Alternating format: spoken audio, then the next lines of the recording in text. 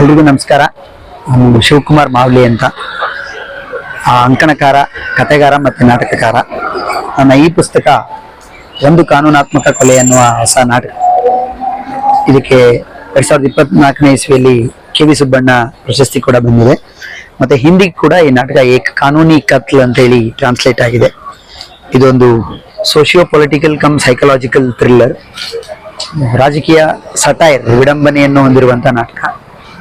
ಏನು ನಾವು ಅಭಿವೃದ್ಧಿ ಅಥವಾ ನಂಬರ್ 1 ಆಗೋದು, ರಾಜ್ಯ ನಂಬರ್ 1 ಆಗೋದು, ದೇಶ ನಂಬರ್ 1 ಆಗೋದು ಅಂತ ಹೇಳ್ತಾ ಇರ್ತೀವಲ್ಲ, ಆ ಒಂದು ಹಪಾಹಪಿಯಲ್ಲಿ ಒಂದು ಕಾನೂನನ್ನ ಒಂದು ರಾಜ್ಯ ತರುತ್ತೆ.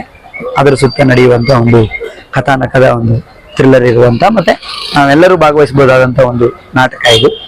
ಇದ್ರ ಜೊತೆಗೆ ಆಮೇಲೆ ನಾಟಕ ಅಂದ್ರೆ ಓದ್ಕೊಂಡು ಕತೆ ತರ ಓದ್ಬೋದಾದಂತ ಒಂದು ನಾಟಕ. ಅದ್ರ ಜೊತೆಗೆ ನಂದು ದೇವರ ವರಿಷ್ಠಾದ ಅಂತ ಹೇಳಿ ಕಥಾ ಸಂಕಲನ ಇತ್ತು.